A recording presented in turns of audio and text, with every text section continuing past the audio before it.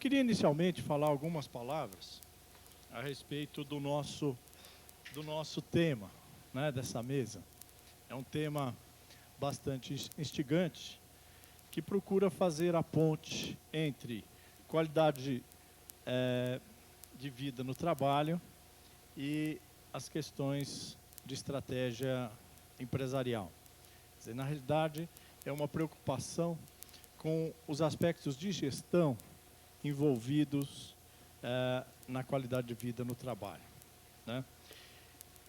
Eu vou introduzir rapidamente o assunto e depois passarei a palavra aos nossos expositores. Quando se fala em termos de paradoxos estratégicos, né, todo mundo começa a perguntar o que é isso, né?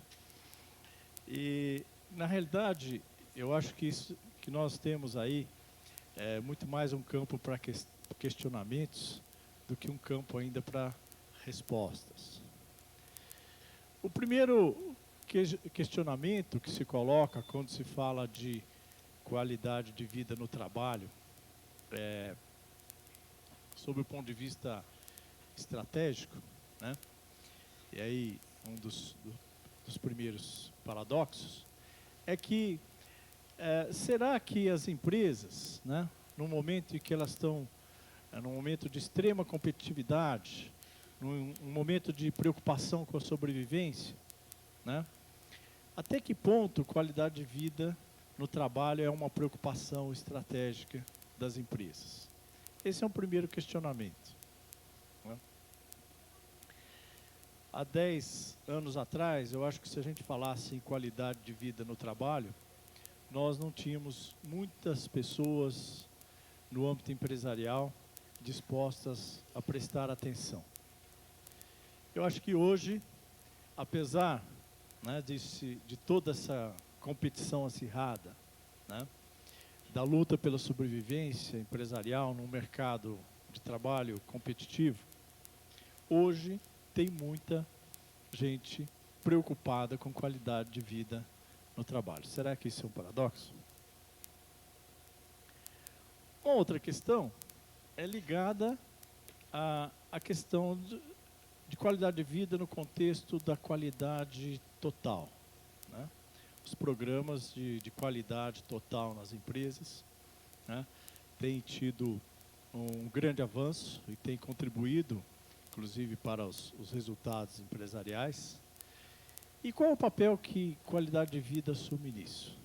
Eu tentaria resumir isso também numa outra questão.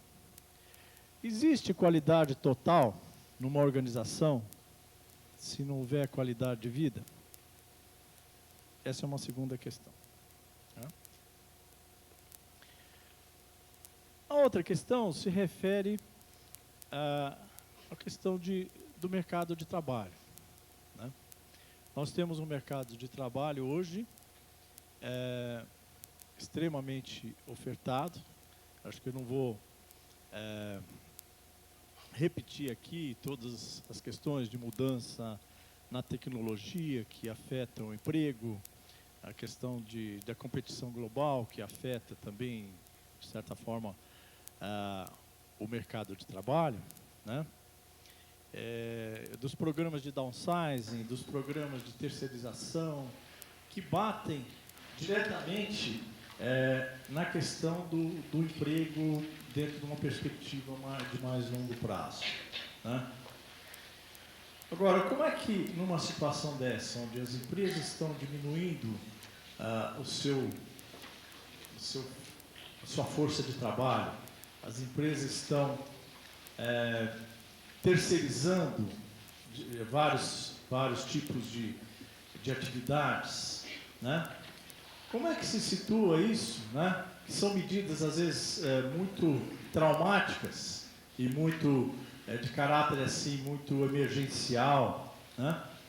Como é que se coaduna isso com uma perspectiva de qualidade de vida no trabalho? A gente tem visto, né, uma grande demanda de trabalhos de consultoria em recursos humanos que derivam dessas diferenças de perspectiva. Quer dizer, Se de um lado a empresa às vezes está cortando, o clima organizacional está sendo afetado por esses cortes, terceirizações e essas mudanças que reduzem o local, posto de trabalho. Por outro lado, os sobreviventes, né, precisam continuar levando essa empresa a sobreviver dentro do mercado, né? E o clima que se cria às vezes é muito ruim, né? Mas apesar disso, as pessoas que ficam, elas precisam cada vez mais resgatar esse clima e resgatar a sua qualidade de vida no trabalho. E muitas das vezes essas pessoas que ficam não só estão traumatizadas e machucadas pela maneira como esses cortes ocorrem, mas também elas ficam sobrecarregadas, o que afeta, de certa forma, a sua qualidade de vida. Então, a questão aqui é essa, né? Como manter uma relação de qualidade de vida dentro de um clima imediatista e dentro de um clima de busca de sobrevivência como esse, né?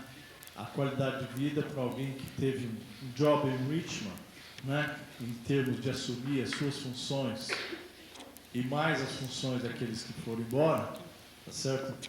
É bastante discutível. E finalmente no campo da estratégia, uma diferença um pouco mais sutil, um paradoxo mais sutil, que eu gostaria de estar vendo esse assunto ser discutido nessa mesa, né? Que é a questão do que representa a qualidade de vida no trabalho para o comprometimento das pessoas com a organização, com os objetivos organizacionais e com os próprios princípios organizacionais, como foi dito aqui na mesa anterior, né? A gente sabe que a questão da motivação, né, do ponto de vista da teoria motivacional, condições de trabalho são fatores de natureza higiênica, né? Não são motivadores, né? Por outro lado, a gente sabe que esse comprometimento com os objetivos organizacionais, ele só ocorre quando a relação é uma relação de parceria, né? Então, se uma parceria ela só é duradoura, ele é boa quando é boa para os dois lados, né? Uma parceria não tem condição, quer dizer, entre capital e trabalho, entre empregado e empregador, ela não tem condição de sobrevivência a longo prazo se ela não contemplar os objetivos dos dois lados, né? Tem que ser um processo ganha-ganha. E esse processo ganha-ganha, ele implica em que as pessoas que passam grande parte da sua vida dentro da organização, elas têm uma qualidade de vida, trabalho boa, né? Dentro de condições ideais, né? Para que essa relação seja duradoura. Hoje foi dito aqui pelo professor Jacques e outros palestrantes se referiram que hoje a empresa não pode se preocupar só com a relação interna, né? Ela tem que se preocupar nem só se preocupar com o seu acionista, né? Ao invés de se preocupar só com o shareholder, ela tem que se preocupar com todos os stakeholders das empresas ou seus grupos de interesse com os quais ela mantém relações e com os quais ela mantém relações de parceria, sejam eles os fornecedores, sejam eles os clientes, sejam eles os seus colaboradores, né?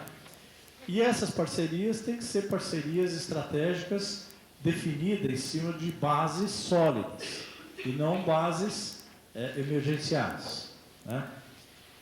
Então, como compatibilizar tudo isso? Quer dizer, como compatibilizar uma estratégia de comprometimento a longo prazo dentro de um ambiente competitivo?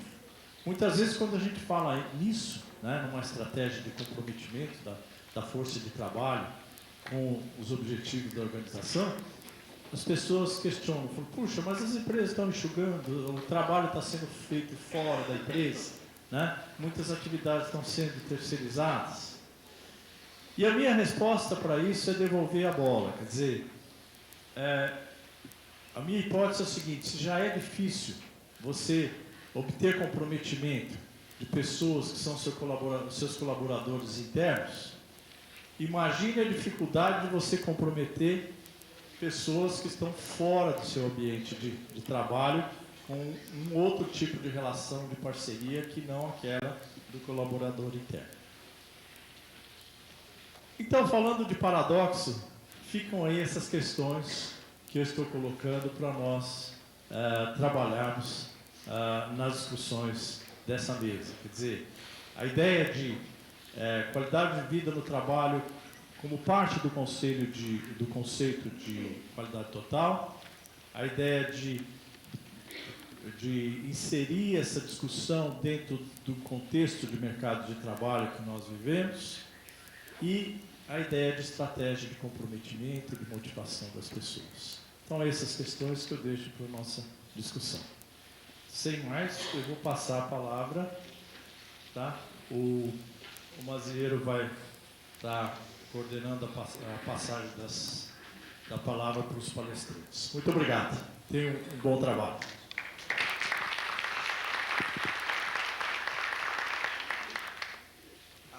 Me cabe aqui, mais ou menos, a função de polícia, principalmente do tempo, e do qual eu já gostaria de agradecer ao professor Lindolfo, que não foi britânico, mas foi japonês. Nesse sentido, no ano passado, só para informá-los, eu estive presente aqui como palestrante e existem os anais do evento, todos os interessados depois procurem com os organizadores e certamente este ano, devido ao grande interesse despertado, novos anais do evento serão editados e os senhores poderão procurar com os organizadores.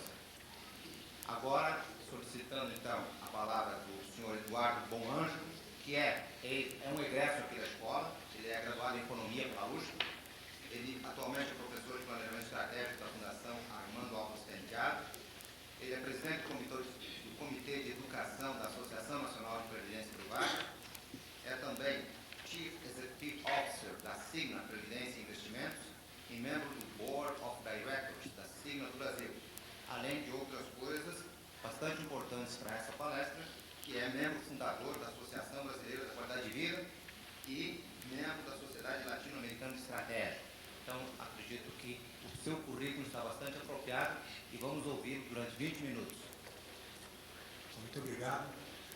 Como foi citado, além de estar aqui falando no Congresso, para mim é uma honra voltar à casa em que eu me formei exatamente 20 anos atrás. E essa volta, mais do que uma entrada no túnel do tempo, é uma entrada no filme De Volta para o Futuro, porque eu encontrei o prédio renovado, instalações que não existiam, e eu tenho certeza que as pessoas que estão se formando aqui hoje devem estar se formando com muito melhores condições do que a minha turma fez há 20 anos atrás. Então, mais do que falar no Congresso, realmente é uma honra, uma emoção estar aqui dentro do prédio da FEA USP de novo. Se eu fosse capaz de endereçar todas as questões que o professor Lindolfo colocou aqui como inquietações para esse painel, eu ficaria rico falando sobre isso. Acho que não sou capaz. E quando a Ana Cristina me convidou para falar, eu preferi apresentar um case study, quer dizer, o que eu estou fazendo na pilotagem da minha empresa, que é uma organização nova, tem 9 meses de vida e 4 meses e meio de mercado, e que, de alguma maneira, eu acho que responde a algumas questões que o professor Lindolfo levantou. Se não responde, pelo menos a gente está tentando praticar algumas das coisas que ele levantou. Então, para que isso possa ficar mais claro na cabeça de vocês, eu dividi a apresentação em 3 tópicos rápidos. Primeiro, falar um pouco sobre o que é a Signa, porque ela é totalmente desconhecida no Brasil ainda. Depois, falar um pouco no mercado em que a gente atua, a área de previdência e administração de ativos, para mostrar quão competitivo é esse mercado, um pouco dos nomes dos players. E, finalmente, falar um pouco da nossa estratégia e como é que nós organizamos às pessoas e, curiosamente, muito em torno dos temas que o professor Lindolfo acabou de apresentar. Muito bem. Então, a Cigna Corporation, como vocês estão vendo, foi fundada em 1792. Hoje em dia, segundo os dados do balanço fechado no fim de 98, tem aproximadamente 114 bilhões de dólares em ativo. Para se ter uma ideia desse número, é como se fosse 2 Bradescos reunidos, ou correspondente a um sétimo do produto, mais, a um quinto do produto interno bruto brasileiro em dólares, então é muito grande. No ano de 98 faturou aproximadamente 20 bilhões de dólares no mercado americano, majoritariamente. É o maior investidor institucional da área de seguros dos Estados Unidos e o seu valor patrimonial é de quase 8 bilhões de dólares. Do ponto de vista internacional, a Cigna está presente em 26 países, com mais de 100 escritórios, e tem por volta de 50 mil funcionários no mundo inteiro. Isso não foi produzido, os brasileiros ainda não estavam incluídos, nós somos mais ou menos 2.500, não na minha divisão, que é pequenininha, mas nas outras que já são um pouquinho mais antigas. Nos Estados Unidos, essa é a linha de negócio da Cigna. Na área de saúde, na área de previdência e serviços de investimento, administração de ativos, seguro de vida, resseguros e Cigna Internacional, que é a unidade de negócios onde nós aqui do Brasil estamos vinculados.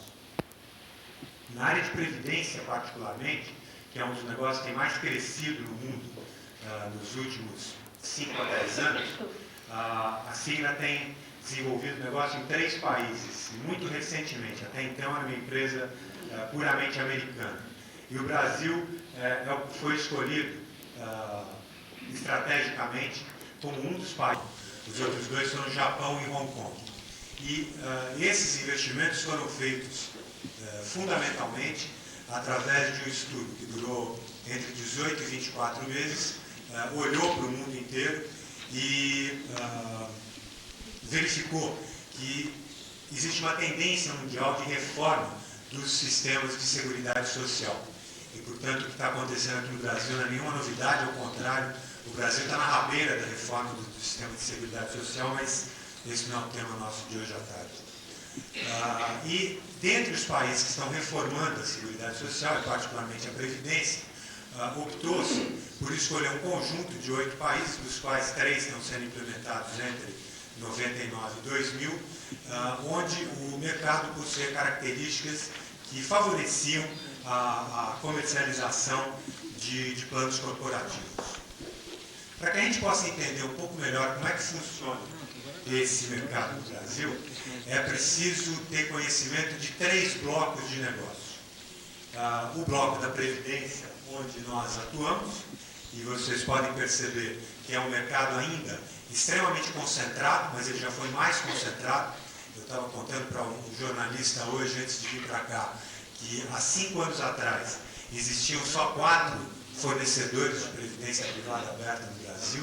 Hoje existem aproximadamente 25, só que dos 25 apenas 4 são brasileiros, todos os outros 21 são estrangeiros. Então, nesse mercado, apesar dele ainda ser pequeno no Brasil e está apresentando taxas de crescimento extraordinárias nos últimos 4, 5 anos, depois do advento do Plano Real, a exemplo do restante do mercado financeiro brasileiro, quem está dominando esse mercado, quem vai dominar daqui para frente, são as empresas estrangeiras, e isso representa muita coisa boa para o consumidor. Mais transparência, preços mais competitivos, geração de empregos, porque essas empresas às quais eu estou me referindo não existiam há 4 anos atrás, então o meu projeto está criando emprego, o projeto dos meus concorrentes está criando emprego para uma porção de gente. Mas, como eu dizia, para entender como é que se dá a competição nesse mercado, é importante entender 3 blocos de negócio dentro da economia brasileira. O primeiro é o nosso, que é o de previdência privada aberta. Como eu disse, é um mercado ainda concentrado, mas já foi muito mais concentrado se a gente olhasse para esse gráfico há 5 anos atrás. O segundo bloco é o dos fundos mútuos, onde as empresas de previdência aplicam o dinheiro. Prestem atenção nas cores do gráfico de pizza, e vocês vão ver que a maior parte das cores se repete. Significa que as instituições também se repetem. E aí você tem um indicador claro de como o mercado financeiro brasileiro ainda está em poucas mãos. Então, esse segundo pedaço são os fundos mútuos. Os fundos mútuos se repetem, basicamente, as grandes instituições financeiras do Brasil, só que aqui você tem alguns bancos estrangeiros que têm ocupado espaço aí ao longo dos últimos 5 ou 10 anos. E o terceiro bloco de negócios, que é o maior dos três, são os bancos de varejo. Então, nos bancos de varejo podem perceber que as cores dominantes são as mesmas, chamam-se Banco do Brasil, Bradesco, Caixa Econômica Federal, Itaú e Unibanco. Então, esses grandes concorrentes, alinhados ou associados com empresas estrangeiras ou não, no caso dos estatais não, no caso do Bradesco e do Itaú também não, mas o Itaú, mas o Unibanco já tem uma associação importante com a empresa norte-americana, eles aparecem em todos os segmentos do mercado financeiro nacional. Então, já respondendo a questão do professor Lindolfo, quando a gente fala de competição no nosso mercado, nós competimos com os gigantes do mercado financeiro brasileiro e competimos com os gigantes do mercado financeiro internacional. Né? Sempre tendo em conta que a Sigma pode ter 114 bilhões de dólares nos Estados Unidos. Aqui nós começamos do nada. Né? Eu fui contratado, eu e meu laptop, no dia 15 de setembro de 1998 e comecei a montar um projeto que daqui a pouco a gente vai contar um pouquinho mais para vocês. Então, é muito importante ter em mente que o fato de ser grande lá fora não significa necessariamente que você vai ser grande aqui dentro. Né? E esse eu até deixo um ponto para discutir aí. E não significa também que se você comprar um grande aqui dentro, você vai ser grande no Brasil. Né? Até porque muitas instituições estrangeiras, depois que a economia brasileira se abriu, têm enviado executivos estrangeiros para ser os heads das suas operações. E esses caras, quando chegam na Avenida Paulista, não têm a menor ideia da cultura brasileira, não têm a menor ideia de como se fala português e saem fazendo coisas que variam do estúpido ao hilário. Alguns fazem até coisas inteligentes também. Não vou citar nomes aqui, mas a gente tem uma campanha de um determinado banco estrangeiro agora que está sendo veiculado na televisão e nas revistas, que não tem sentido nenhum. Né? E isso só assim, coisas que vêm a público. Assim como existe um outro grupo de investidores estrangeiros que é extremamente competente, extremamente profissional, e mesmo que tenha executivos estrangeiros, quer dizer, eu não estou querendo dizer que isso implique sucesso ou fracasso. Eu estou apenas querendo pontuar que o fato de ser grande fora do Brasil não implica para nada de que por mais dinheiro que coloque aqui, por mais banco que compre, por mais associação que faça, que só isso garante sucesso no mercado financeiro brasileiro ou em qualquer outro mercado. Existem coisas muito mais importantes, muito mais profundas, estrategicamente, do que esses elementos. Então, no nosso caso, eu vou apresentar aí o que nós chamamos de arquitetura estratégica. A nossa arquitetura estratégica fundamentalmente privilegia pessoas. Então, a minha primeira preocupação foi contratar as melhores pessoas possíveis no mercado. Né? E essas pessoas tinham que ter duas ou três características mínimas. Né? Algumas, e aqui nós chamamos de faixas pretas, que somos 5 dentro da nossa organização, que hoje tem 22, tem que saber muito de mercado, tem que saber muito do nosso negócio, de diversos pontos de vista, e tem que saber desenvolver outras pessoas, porque sem isso eu acredito que as organizações não sobrevivem. Então, nós temos um dado estatístico curioso. Das nossas 22 pessoas de hoje, 5 são trainees, nunca tinham visto isso, ainda não tem muita ideia de como é que isso funciona, mas se você pegar a experiência dos outros 17, nós temos 108 anos de experiência específica no nosso negócio. Não há nenhuma empresa no Brasil, é claro que descontando-se os big players, que têm centenas de pessoas dentro das suas organizações, que tenha essa característica da nossa organização. O segundo elemento da nossa arquitetura estratégica foram os produtos. Então, o produto previdência privada é um commodity. Então, no mundo inteiro ele tem mais ou menos a mesma cara. O que nós estamos procurando fazer é ser bom nesse commodity, trazendo alguma coisa dos Estados Unidos para melhorar esse commodity, mas a gente entende que o jogo não se ganha por aí. O terceiro elemento foi o nosso posicionamento. Nós tivemos uma discussão interna e também com a ajuda dessas pessoas, desse grupo de americanos que estudou o mercado mundial, de como é que a gente devia se posicionar. E na matriz estratégica serviço-distribuição, a gente percebeu que na área de distribuição o espaço já está ocupado. Os gráficos anteriores mostram isso de uma maneira muito clara. Então nós não temos sociedade com nenhum banco e nem pretendemos ter. Então, do lado direito da matriz, quem é bom de distribuição, ali a gente não tinha lugar para atuar porque nós não temos distribuição. A nossa estratégia é a abordagem direta para cliente corporate. Então, nós somos no quadrante superior esquerdo. Quem era bom de serviço, mas não tinha distribuição e pretendia atuar na área de cliente corporate. E ao fazer essa matriz, ao colocar todos os 21 ou 22 componentes nessa matriz, a gente percebeu que o quadrante superior esquerdo, desse eixo serviço e distribuição, estava vazio. Só tem um carinha que é muito bom lá, que é uma empresa francesa. E nós decidimos, então, que nós vamos ser uma empresa premium para um cliente premium. Só que falar isso, né, em congresso, em artigo, ou no livro, é relativamente fácil. Né? Difícil é fazer isso acontecer. É isso que a gente está tentando fazer. Então, o quarto elemento da nossa arquitetura estratégica, que aí sim nós fomos buscar nos Estados Unidos, trouxemos diretamente da Cigna Previdência americana, é o processo de vendas. Nos Estados Unidos, nosso mercado, o mercado de previdência como um todo, movimenta 9 trilhões de dólares. 9 trilhões de dólares dá, em dólar, quase 20 vezes o tamanho da economia brasileira, que diminuiu pela desvalorização.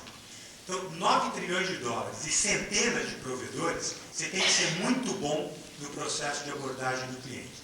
Então, nós importamos esse processo de abordagem e, evidentemente, tudo isso foi devidamente tropicalizado para a nossa cultura. A gente não pode vender como se fosse um americano vendendo para um americano. E aqui, nos componentes de baixo, residem o que nós acreditamos ser os nossos diferenciais competitivos, que o tempo vai provar se é assim ou não. O primeiro é a tecnologia. A nossa tecnologia também é não disponível no Brasil. Nós importamos de uma das empresas de tecnologia mais importantes e mais bem conceituadas no mercado financeiro americano, e, portanto, a nossa base tecnológica vai ser extremamente forte. Em seguida, a gente acredita que se não dá para se diferenciar no produto, a gente tem que se diferenciar nos serviços prestados ao cliente, de que maneira ele é abordado no processo de vendas e tratado no pós-venda. Aí é que a gente acredita que está o vetor do diferencial desse mercado. E, finalmente, como eu já mencionei antes, na verdade, a grande base da nossa diferenciação é o conhecimento. Então, na nossa organização, todo mundo estuda. Além dos caras que já estudaram, dos caras que dão aula, todo mundo estuda. Os trainees que estão estudando são estimulados a estudar mais, os caras recém-formados são estimulados a estudar dentro ou fora do Brasil. E o que a gente chama de conhecimento, tanto é conhecimento específico do negócio, porque sem ele você não toca o negócio, como conhecimento de uma maneira geral. É a maneira pela qual a gente quer que o nosso cliente final perceba que nós existimos. Em seguida, eu estou apresentando a nossa estrutura organizacional, que é a estrutura que eu não gosto. Quer dizer, quando alguém me apresenta uma estrutura organizacional desse jeito, isso aí me lembra feudo, me lembra gente que está preocupada em fazer o trabalho, quando muito, bem feito dentro da sua caixinha, mas não está preocupado em passar o bastão. Então, a gente tem uma concepção organizacional diferente, que é o que a gente chama de construir uma organização de alta performance. E como é que a gente procura, como é que a gente está construindo essa organização de alta performance, que não se faz do dia para a noite, é uma coisa que demora alguns anos. Primeiro, balanceando um processo detalhado de planejamento estratégico com a execução do mesmo. Quer dizer, eu fui consultor durante 10 anos da minha carreira nessa área de planejamento estratégico, e eu não acredito que planejamento estratégico, por mais bonito que seja o seu modelo, se você não tiver preocupação com a execução, você pode jogar o modelo fora, dificilmente vai dar resultado e a história empresarial brasileira está cheia de exemplos. Então, no nosso caso, a gente tem uma preocupação muito grande em balancear a atividade de planejamento, o tempo que a gente dedica para a atividade de planejamento, com a execução dele próprio. Em segundo, quer dizer, como já foi inferido no começo da apresentação, a gente procura entender e ter um entendimento sistemático, quer dizer, tem indicadores disso, tem gente que acompanha, como é que se comporta a nossa arena competitiva. Né? E a nossa arena competitiva é maior do que eu mostrei aqui. Aqui eu mostrei só 3 blocos de negócio, que são os que têm envolvimento direto com o nosso negócio. Tem muitas outras coisas que acontecem na economia brasileira e fora do Brasil, que também tem envolvimento com o nosso negócio. E a gente tem pessoas que são responsáveis por acompanhar e por nos informar disso. E o terceiro, e que talvez seja o ponto mais difícil, é que nós somos, hoje, 22 pessoas vindas de 12 lugares diferentes do mercado de trabalho. E com concepções, na maior parte das vezes, que nada tem a ver com isso que eu estou falando aqui. Então, as pessoas vêm de concepções administrativas comuns e correntes. Chefe opressor, não pode se manifestar, nada desse negócio de qualidade de vida do trabalho é altamente disseminado no ambiente empresarial brasileiro hoje. Né? Então, a gente procura, ao mesmo tempo, ter uma preocupação com a integração cultural dessas pessoas e fazer ver essas pessoas de que o presidente da empresa é um cara comum. Então, vocês estão me vendo hoje aqui sem terno e gravata, a nossa empresa é uma empresa que nós chamamos de casual company. O cara só vai trabalhar de terno e gravata, eu, por exemplo, só vou trabalhar quando eu tenho que falar com um banqueiro ou com um cliente que usa terno e gravata. De resto, o cara se veste do jeito que ele quiser. A gente acha que isso também significa qualidade de vida no trabalho. Né? A gente não acha que a roupa do cara está de terno significa que ele sabe mais ou sabe menos, ele é mais ou menos importante. Né? Com todo respeito por quem pensa ao contrário, não tem problema nenhum com isso. E a construção da organização de alta performance na nossa cabeça está baseada em 3 pilares. Né? A primeira, que também foi tocada pelo professor Lindolfo, é o que nós chamamos de comunicação integrada. Quer dizer, tanto as pessoas que trabalham diretamente conosco têm que saber vir aqui na frente e repetir o que eu estou falando, dentro dos seus respectivos níveis, como a gente gostaria que os nossos clientes tivessem a percepção que o nosso diferencial é conhecimento e que os nossos parceiros de negócio pensassem estrategicamente de uma forma assemelhada à nossa, de forma que daí possa sair uma sinergia, possa sair parcerias ganha-ganha. O segundo, como eu já mencionei, é a excelência em serviço. Quer dizer, no mercado absurdamente competitivo, como é o mercado financeiro brasileiro, se você não mostrar ao cliente que você é diferente, que você está preocupado com a vida dele, no nosso caso particularmente, nós lidamos com o dinheiro das pessoas, a gente pretende mostrar para o cliente que a nossa relação com ele não é só administrar o dinheiro dele, mas vai além disso. Então, um dos programas de fidelização que a gente está implantando nos próximos meses é justamente um programa de qualidade de vida, por mais maluco que isso possa parecer a quem está ouvindo. E, finalmente, o terceiro pilar, que a gente chama de melhores práticas, é estar ligado no que acontece no mercado. E aí não é só no nosso mercado, não.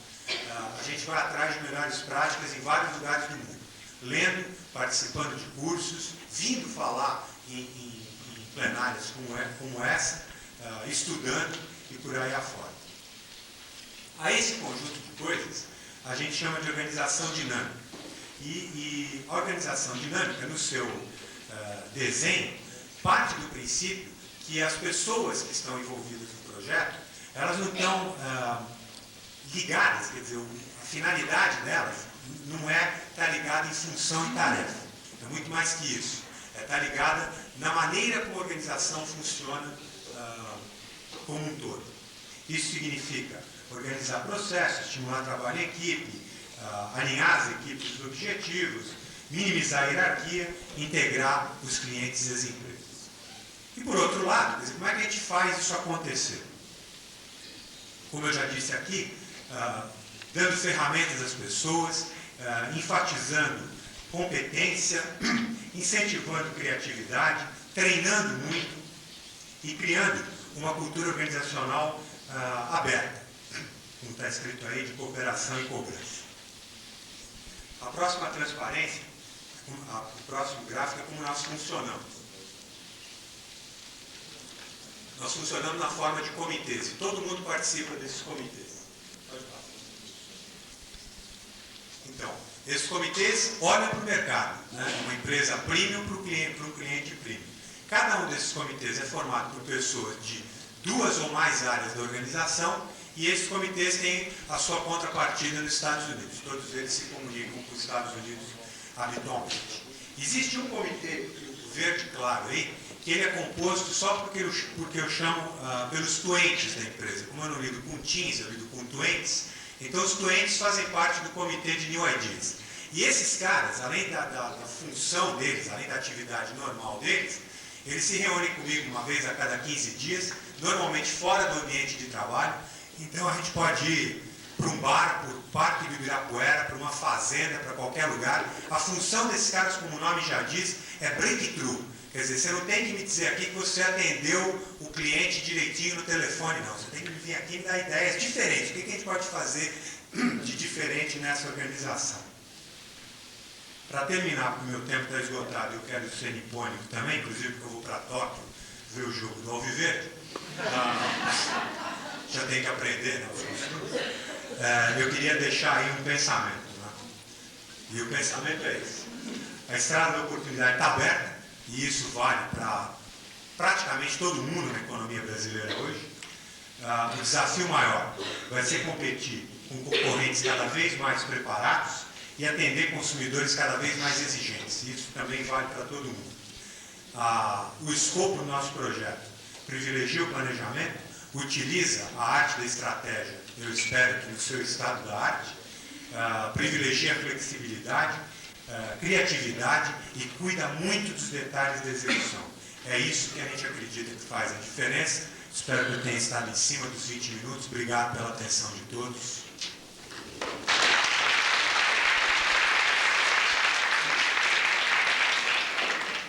Antes de passar a palavra, eu gostaria de dar 2 avisos.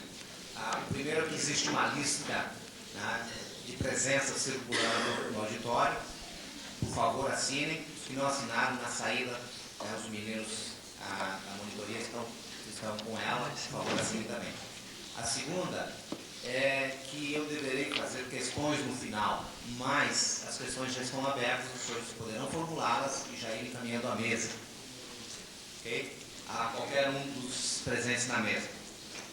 Agora, então, eu gostaria de passar a palavra ao senhor Vimer Voltura, que é psiquiatra e psicoterapeuta, é diretor de psiquiatria forense da Associação Carlista de Medicina Paulista.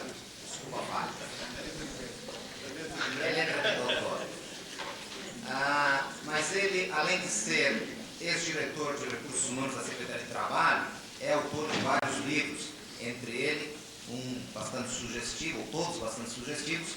O título é Ciúme, o outro Agressões Silenciosas e Feminino, Distância e Resgate.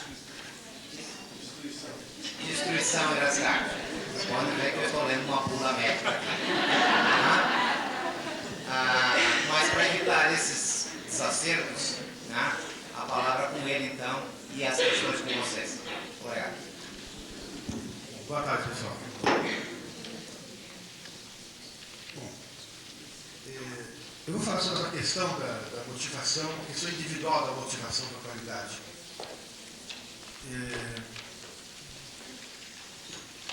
A gente tem acompanhado muito trabalho, e por força de trabalhar com recursos humanos na Secretaria de Trabalho, eu acabei fazendo muito treinamento em empresas, sempre estava preocupado com motivação de equipe. Por consequência, esse trabalho de terapeuta de grupo, trabalhar com outro grupo, isso vai trazendo pessoas que não foram nos convidando e desenvolver alguma boa experiência nessa área. O fato é que a gente tem visto muito trabalho de motivação que as empresas fazem, que não tem muita continuidade. As pessoas se motivam, fazem workshop no trabalho, lá depois de um mês, 2, aquilo já se passou, e é um trabalho de renovar aquela motivação. Haja paciência, né, porque a coisa não dura, etc. Tem muitas técnicas, muitas teorias que têm sido aplicadas. Então, eu fico vendo que existe assim, a questão da motivação e a questão da falsa motivação, que muitas vezes resulta numa não motivação pior ainda, uma desmotivação pior ainda depois de algum tempo. Né? A coisa não perdura e, pelo contrário, faz com que a gerência, os treinadores, etc., percam até a credibilidade. Fica uma coisa muito difícil de sustentar. Isso me leva a uma reflexão. Por que isso acontece? Então, e a gente sabe que a questão da motivação, um indivíduo desmotivado numa equipe, ele gera repercussão para o grupo todo. E depende do caráter dessa pessoa, ele semeia intriga, semeia conflito, semeia destruição do grupo e assim por diante. E às vezes as pessoas vão descobrir isso tardiamente. Muitas vezes as pessoas descobrem isso tardiamente. Porque muitas vezes aquele elemento desmotivador, ele é uma pessoa que é trabalhadora, uma pessoa que se dedica, mas ele tem os seus defeitinhos e muitas vezes são descobertos tardiamente. E eu costumo dizer que o pior lobo é o lobo vestido de cordeiro, né? Porque a gente não sabe quem é ele. Quando é lobo, você sabe que você se defende. Esse cara é perigoso mesmo. Agora, o grande lobo é o lobo bonzinho, a pessoa aparentemente bem intencionada, conselheiro, etc., e que vai com esses comportamentos semeando um monte de problemas numa equipe e desmotivando. Né? Isso é tema do meu livro Agressões Silenciosas. Então, mostra assim, como que uma pessoa, por exemplo, como que eu posso causar um mal-estar num grupo todo em poucos minutos, né? Por exemplo, se eu chego aqui e estou aqui meio angustiado, chego aqui quietinho assim, alguém pergunta, o que tem, Vitor? O que tem? Não é nada não. Mas o que tem? Não é nada não. Daqui a pouco está todo mundo com raiva, todo mundo já se desmotivar. Essa pessoa, ela contagia, né? Então, contagia pela comunicação, né? O contágio pela comunicação. Como que uma pessoa passa a doença para outras pessoas e as pessoas pegam sem perceber que estão pegando. Então, existe uma série de 20 ou 30 diálogos que são desmotivadores e que as pessoas, às vezes, aparentemente bem intencionadas, mas geram um problema sério e o grupo demora para descobrir. Então, mas eu não vim falar aqui sobre desmotivação, só dei uma pincelada mostrando que isso existe e que a gente observa que há muitas tentativas de solução que acabam não resolvendo. E outras tentativas que tem nessa questão da manipulação, as pessoas manipulam, do tipo, como o Eduardo colocou o organograma aqui, que tem aquele organograma com um lugar vazio lá em cima, assim, diretor adjunto, vago, né? E os outros todos com a fotografia, assim, etc. Aí tem aquela manipulação para a pessoa subir, então ele começa a competir com os outros, etc. Aquela motivação é temporária, porque a hora que coloca uma pessoa naquele cargo, 10 se motivam aqui embaixo, né? E assim vai. Então são essas técnicas de manipulação baseadas muito nas teorias de Maslow, né? Que as pessoas usaram o Maslow de uma forma indevida, aprenderam a manipular, o mau uso da psicologia, o mau uso da neurolinguística, né? Que existe e que, na verdade, acaba gerando um rebote, né? Desmotivador. Então, a motivação é uma questão fundamental e nós vemos que a cada dia está havendo mais necessidade dessa questão.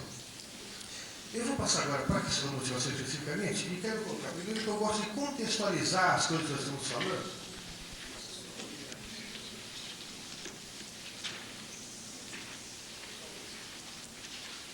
Eu acredito que sempre que a gente trabalha esses assuntos, a gente precisa contextualizar na história. Né? Porque a importância do indivíduo, porque resgatar a importância da história. Quando nós estudamos história na escola, etc., a história foi uma coisa colocada ali e a gente à margem dela aqui. Como se a história acontecesse nos livros e a gente tivesse à margem dela. E eu digo, passa para a história quem faz alguma coisa de notável, geralmente coisa de notável errada. Por exemplo, a primeira família que nós conhecemos era composta por Adão, Eva, Caim e Abel. Um homem fraco, uma mulher mentirosa, um cara assassino. Então, aí, Cláudio e Adão e Eva tiveram um outro filho chamado Sete. Ninguém sabe quem é o Sete. Só quem lê a Bíblia demais, mas raramente ninguém sabe quem é o Sete. É porque ele fez as coisas direito. Filha de Adão e Eva, ninguém sabe o nome de uma. Só foi filho de homem com homem, então, porque não tinha jeito. Né? Então, essas questões, sabe, vamos resgatar a importância histórica. Né? Então, eu digo, por que resgatar a importância histórica? O que nós estamos discutindo aqui hoje, de modo geral, são consequências de fatos que ocorreram no século passado. Toda a ideologia política partidária, né, que existe ainda hoje, são oriundas de filosofias dadas do século passado para trás. E mesmo essa questão do trabalho, também são questões oriundas do século passado, a visão de trabalho. Então, nesse aspecto, o trabalho começa com o significado da palavra trabalho, o que é? Tripudiar. Né? Então, quem trabalhava no passado eram os escravos. Né? Então o trabalho sempre foi visto como uma coisa de obrigação, uma coisa de ruim. Né? Ora, como que eu vou me motivar para um trabalho que é ruim, para uma coisa que é ruim? Né? As pessoas entravam na escola com 7 anos de idade, com 4, depois com 3, 2 anos de idade, pensando assim, puxa vida, só falta 28 anos, 30 para me aposentar. Então, quer dizer, as motivações eram essas que não atingiam a essência das pessoas. E o trabalho sempre visto como uma coisa ruim e tripudiada. Recentemente, na nossa história, que se pode descobrir que o trabalho também é fonte de prazer, a criatividade, quando você cria, a pessoa que cria tem prazer. A pessoa que resolve um problema se satisfaz, tem prazer. E o trabalho não tem um prazer intrínseco ao ato de trabalhar. Né? E durante muito tempo houve um prazer secundário, que era o prazer de poder adquirir coisas como fruto do trabalho. Isso durante um tempo, que hoje, nos últimos tempos, a coisa não está bem assim, mas não está totalmente destruído isso e acho que pode voltar. Então o trabalho, na verdade, é uma fonte de prazer. Esse é um conceito novo para quem está vendo assim, para quem pode estar fazendo o que fazer. Mas para a massa das pessoas que trabalham com a gente, o trabalho para mim é obrigação. Então aqui tem uma diferenciação que eu quero fazer. Você vai tirar o... Depois eu consigo. Então, aqui, uma diferenciação essencial que eu quero fazer com vocês é entre o prazer e o alívio. A tendência nossa na sociedade é confundir alívio com prazer. E a maioria de nós só tem alívio e tem muito pouco prazer. Você tem com alívio. Você vai lá 10 chopps e vai na fila do banheiro, tem 5 na tua frente. A hora que você consegue chegar na sua vez, você fala, meu Deus, isso é coisa boa. Isso não é prazer, isso é alívio. Prazer está associado a movimento. Prazer está associado à fabricação de endorfinas. Né? Então o trabalho gera movimento. O movimento cerebral de pensar, de descobrir, de relacionar, expande a quantidade de neurônios trabalhando, de sinapses funcionando. Isso gera endorfinas. Isso dá prazer. O alívio dá uma sensação enorme de prazer por causa do fim. Isso tem a ver com a fabricação de adrenalina. A adrenalina tem a ver com medo, com estresse. Então, sempre uma condição de trabalho ruim, opressiva, a pessoa, puxa, tem um prazer quando chega sexta-feira, a pessoa viu segunda, quinta. Né? Então, é um alívio, e porque a adrenalina foi produzida, fez todas as alterações corporais que ela produz, e quando cessaram os estímulos, o organismo providencia lá um equilíbrio, e aquilo dá uma tremenda sensação de prazer, mas que é de alívio. Então, o que eu quero colocar com isso? Que quem tem a visão de prazer, é uma coisa nova, é uma coisa nova na sociedade, historicamente. Né? Quem tem a visão do prazer, então a qualidade, a motivação para a qualidade é quase que um desdobramento natural dessa visão do prazer. A qualidade não é uma obrigação. A qualidade é um prazer. Por que é um prazer? Porque ela me traz reconhecimento, satisfazendo necessidades essenciais de cada um de nós. Se eu sou reconhecido pela qualidade daquilo que eu falo, aquilo é motivação. Aquilo é motivador. Se aquilo proporciona relações com pessoas, puxa, aquilo bacana que você fez, vem cá, me conhecer, etc., proporciona conhecimento, relações, interação, aquilo é prazer. Então a qualidade está implícita em si a questão do prazer. Sempre a qualidade for por obrigação, ela tem uma outra conotação, de que se a pessoa tem que atingir a qualidade a qualquer preço. Então quando chega, tive qualidade na coisa, então, ali. Né? Então,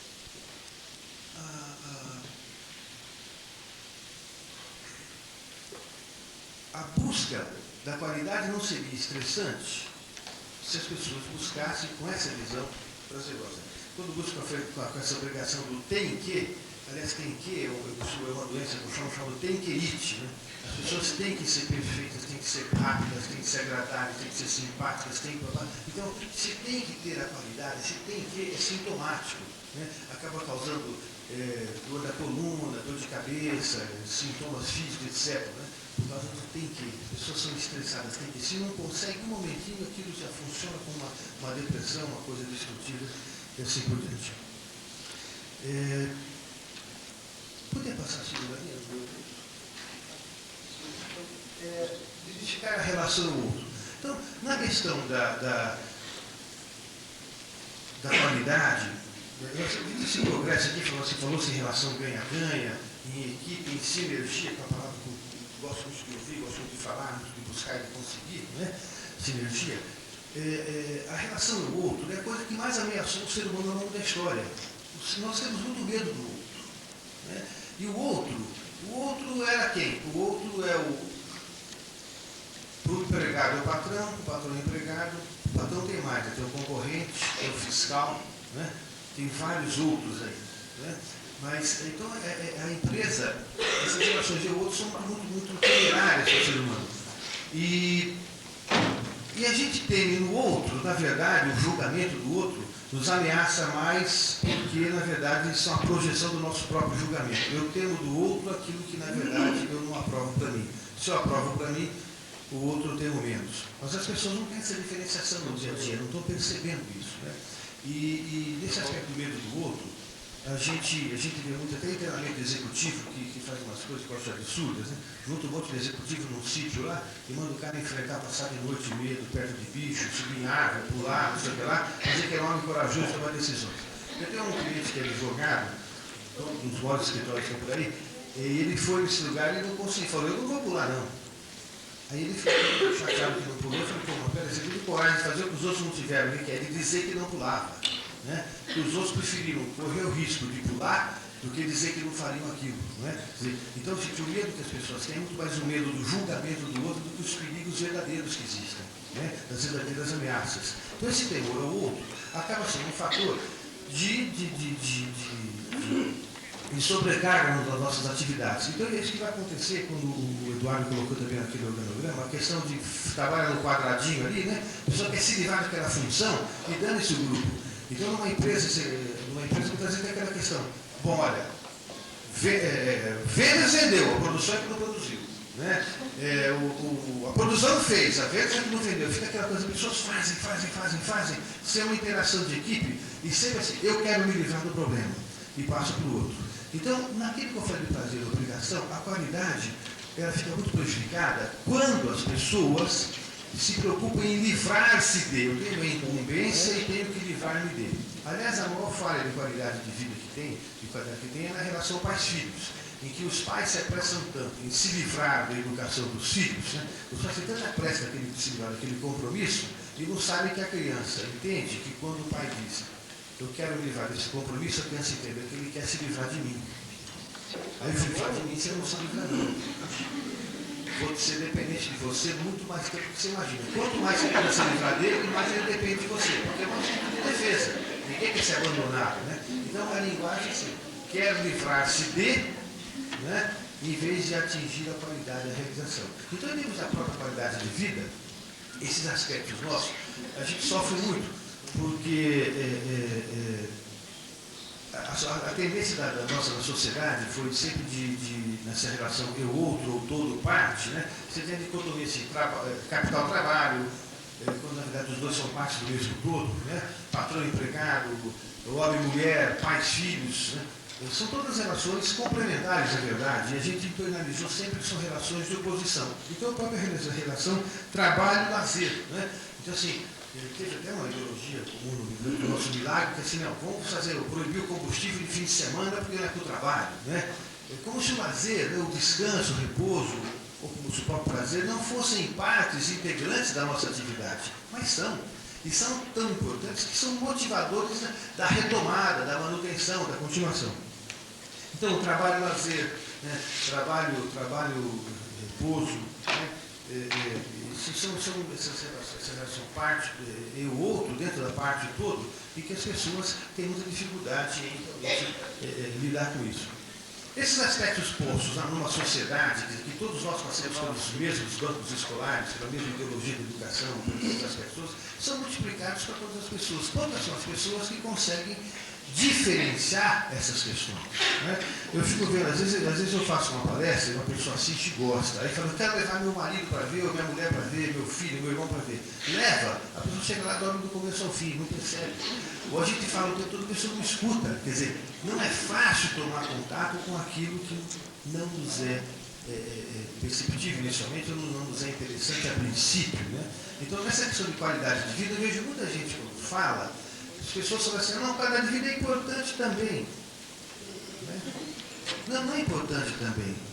Qualidade de vida é essencial. E qualidade de vida não é cumprir um checklist, sabe? Olha, o cara tem um terno cinza para pôr toda segunda-feira de manhã, tem um carro prateado, banco de couro, né? E ele tem um sapato não sei o que lá, um celular daquele tipo, né? Qualidade de vida cumpre uma série de requisitos de checklist dizendo sou um homem bem-sucedido, sou um homem feliz. Mentira, está enganado. A qualidade de vida é uma questão de essência, de self, né? A qualidade de vida implica, primeiro, em duas coisas. Em escolha, né? Eu poder escolher o que eu quero. Então, se eu escolho um trabalho, eu posso escolher aquilo que me dá bem. Eu tenho esse direito de escolha. Eu escolho minha função, minha atividade, né? Realmente eu vou poder fazer qualidade quase que automático. Não havendo a escolha, isso fica bastante limitado. E segundo, é a questão da existência do prazer, né? O prazer, pessoal, a palavra prazer que eu digo aqui está ligada a outras palavras como desejo, né? Intenção, etc., que da nossa cultura, a palavra, por exemplo, desejo, as pessoas não podem falar em desejo. Desejar significa desejo, já está ligando com uma coisa sexual, né? Então, é meio estranho. Então, tem que falar em sonhos, ideais, porque sonho é lá em cima, ideal é lá em cima, desejo é aqui embaixo, né? Mas é desejo mesmo, certo? Né? E desejo. E intenção também. Se a pessoa tem uma intenção, já tem segundas intenções. Que bom, está faltando segunda intenção em muitas coisas. Você tem intenção de fazer as coisas.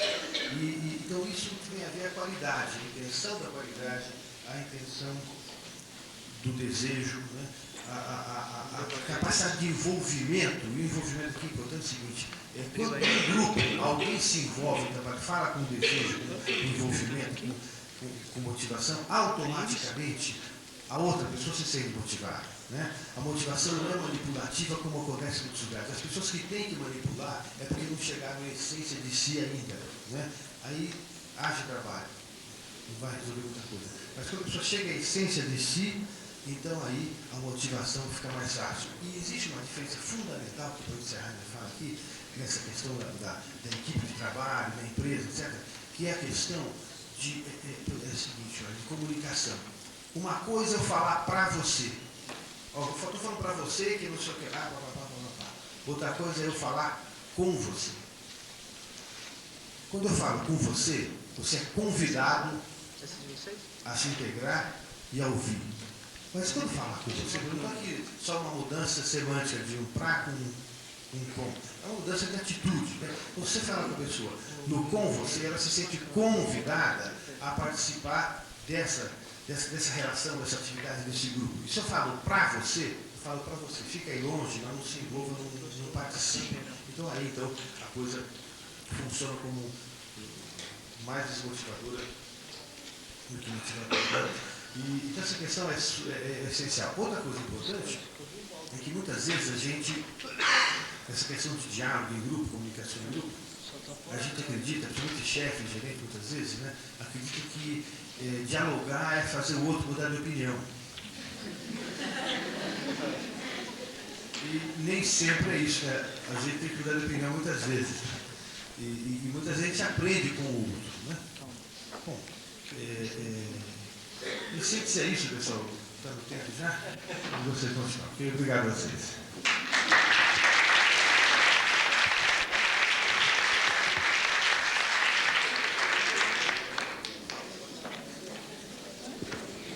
Pessoal, acho que como vocês viram, as palestras foram muito instigantes. Se não conseguiram responder todas as indagações, pelo menos acho que a gente avançou na sua discussão. Como a gente está apertado de tempo, eu vou passar, já estamos atrasados, eu vou passar diretamente algumas questões que a gente vai ter um pequeno limite de questões que nós vamos considerar para poder manter o tempo. Muito obrigado. Só mais um aviso. Hoje é o dia dos avisos. O coffee break das 17h30, por motivos de força maior, foi cancelado. Os motivos de força maior são os atrasos. Nós estamos bastante atrasados e por isso também nós vamos receber todas as questões, mas depois da apresentação, então elas serão mais tratadas pessoalmente por os interessados com os palestrantes. Agora, para nós aproveitarmos um pouco o tempo que nos resta, uma questão para o senhor Eduardo Bonange, da Signa. Quais ações e atitudes que induzem o cliente a perceber que o diferencial da Signa é o conhecimento? Enquanto isso, entendo que isto faça parte do processo de venda, onde a importância do ser humano é fundamental. Na questão da Accor Brasil, da Cristina, aí o sobrenome. Aproveitando, eu já colocaria também um pouco mais de desafio à resposta, que é como fazer com que todas as demais organizações aprendam como a organização dele, para que nós nos relacionamos de iguais para iguais. A segunda, não sei. Fazer as outras aprenderem, não sei. Com relação à questão da Cristina, é isso mesmo, quer dizer, eu acho que tem dois pontos, tem 3 pontos talvez, onde a gente esteja trabalhando muito para fazer com que o cliente perceba. Um é no processo de vendas propriamente dito, quer dizer, a gente procura que tanto o nosso processo de abordagem, como o momento em que a gente está na frente do cliente, seja alguma coisa de que ele não se esqueça, no bom sentido, sempre procurando primeiro entender exatamente o que ele quer antes de fazer qualquer tipo de resposta ou qualquer tipo de comentário, de proposta. E nesse processo de entendimento, a gente faz isso de uma maneira sistemática, quer dizer, é difícil explicar aqui em 2 minutos, mas sempre que a gente vai visitar um cliente, nós procuramos saber quem é a empresa, qual é a pessoa que nós vamos falar, se a gente tem alguma informação anterior a essa conversa. Então, acho que esse é um momento. O segundo momento, o nosso contato com os clientes se faz, regra geral, por telefone ou por papel, né? Receber extrato, informação de uma maneira geral. Então, a gente espera que, especialmente no contato pessoal, por telefone, esse contato seja breve, seja objetivo, porque ninguém está ali para perder tempo, e que a gente vá direto ao ponto, né? E sempre ficando aberto para outras questões, se essa pessoa que está nos contatando assim o demandar. E o terceiro é na comunicação propriamente dita, né? Quer dizer, a gente procura passar na nossa comunicação, tanto de mídia impressa como de mídia de rádio, isso que eu estou tentando transmitir aqui, que ele está lidando com uma organização diferente, que está preocupada com o bem-estar dele, não só com a questão de administrar os seus recursos. Eu acho que em poucas palavras é isso que eu posso explicar. Ok. Uma questão para o Dr. William. Como você percebe o emprego da palavra colaborador ou talento humano em substituição à palavra empregado? Qual a interferência dessa nomenclatura nessa relação capital-trabalho? Olha, eu entendo que há pelo menos uma iniciação de progresso nessa proposta, né? A minha preocupação é que muitas vezes se fica no discurso, muda-se as palavras, mas não mudam os comportamentos. Agora, eu entendo como uma tentativa, uma busca de tornar as pessoas mais iguais nessa relação, mais co-participantes. Eu entendo como uma coisa, um progresso.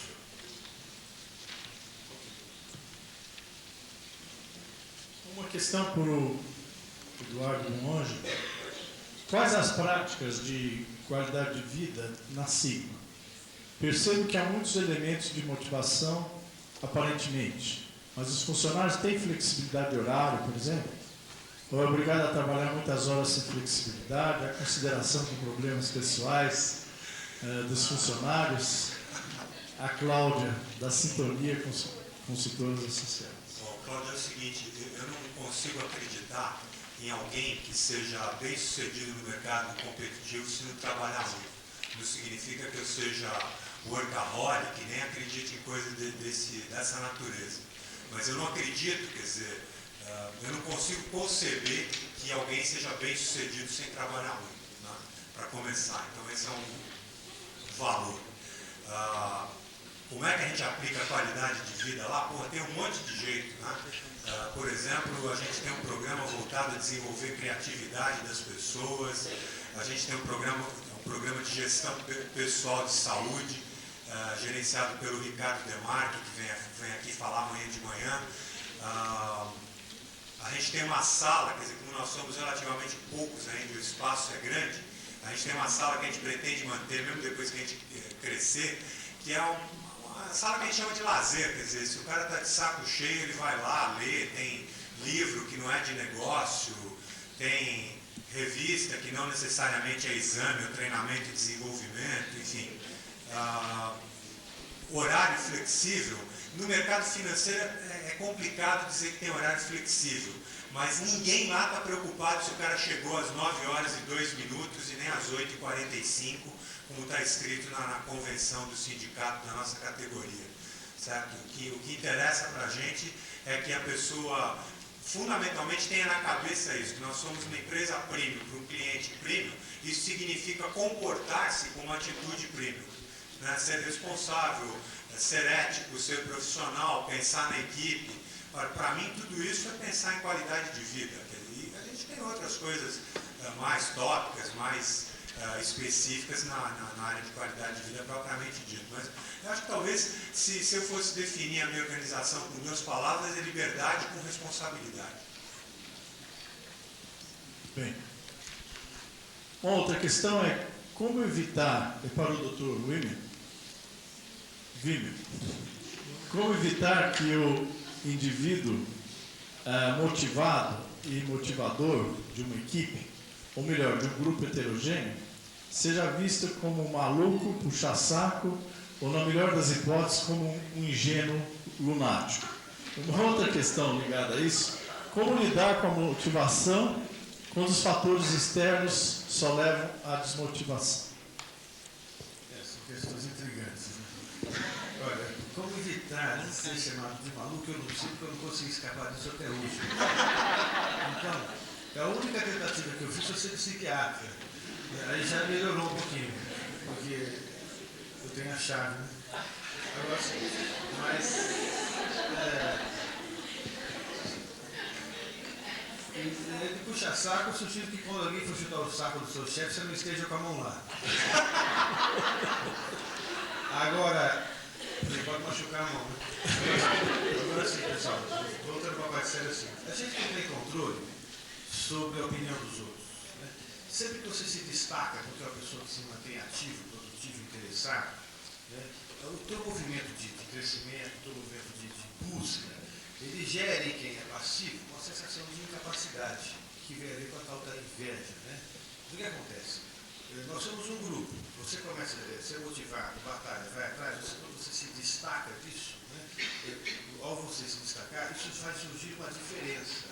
E essa diferença faz sentir em quem está aqui, pô, se eu for o último desse grupo, né? Se todos melhorarem, eu não. Né? Pela falta de autoestima, de autoconfiança da pessoa, ela automaticamente vai tentar buscar no grupo uma forma de trazer para fora o destino. Né? Isso é um mecanismo essencial da inveja, do ciúme. Né? E, na verdade, eu entendo o seguinte, não dá para evitar que essas pessoas façam isso, pelo menos por enquanto. Nós não conseguimos, talvez, em 2 gerações, com as reformas da paternidade, da relação pais-filhos, da relação mulher, conseguir melhorar a qualidade da cabeça da sociedade. Por enquanto é muito complicado. O que eu sugiro, Angelina, que você pergunta, é que não dê bola torcida, continue sendo motivado e motivadora. É trocar 2 palavras, é o por causa de, que vem implícita na pergunta da Carla sobre como lidar com a situação da realidade que desmotiva, né? É trocar da palavra por causa dele, o comportamento baseado no por causa dele, eu estou mal por causa de fulano, eu estou mal por causa disso, por causa daquilo, para trocar por apesar dele, né? Eu estou bem apesar das coisas. Eu lembro quando eu estava em medicina, o professor meu de ginecologia falou assim, você fica tranquilo lá no parto, que a criança nasce com o médico, sem o médico ou apesar do médico. Então, é assim, as coisas vêm, né? Então você pode ligar essa postura, porque se eu esperar que a empresa me dê condições materiais de trabalho perfeitas, condições de tempo, de pessoas de grana mesmo, não vai ter nunca, porque sempre que te dá isso, cresce um pouco mais, sempre cresce um pouco mais. Isso é inviável e impraticável. É preciso que busque os recursos dentro da gente, né, internamente. Aí sim fica mais fácil. Mas agora, os fatores desmotivadores em uma sociedade como a nossa são constantes, né? No jornal, qualquer comunicação, qualquer relacionamento, até na própria relação de casamento, marido e mulher, quer dizer, a mulher começa a crescer um pouquinho, o marido arranja um subterfúgio para derrubá-la. Ele começa a crescer, ela tem medo que o cara cresce, quando o cara cresce, ele abandona a mulher, casa da secretária, são mitos, é verdade, isso, são mitos. Então, talvez já dá uma rasteira nele. Então, essas coisas, a gente tem que dar com a essência da gente, a gente e assim é questão. Muito bem, eu quero agradecer as brilhantes apresentações aqui do Dr. Eduardo Bonângelo e do Dr. Wilmer Botura. Wilmer, desculpe, eu acho que eu fui induzido ao erro porque alguém pôs um L no meio. Dr. Wilmer Botura, pelas brilhantes apresentações. Eu acho que as questões são tantas nessa área que seria uma pretensão dentro desse espaço de tempo a gente querer respostas para todos. Mas eu tenho certeza que as palestras que foram apresentadas agregaram valor para todos e deram uma grande contribuição no sentido de nós avançarmos nessa discussão sobre qualidade de vida e gestão, que eu acho que é uma área que a gente precisa avançar muito. Muito obrigado a todos e até mais.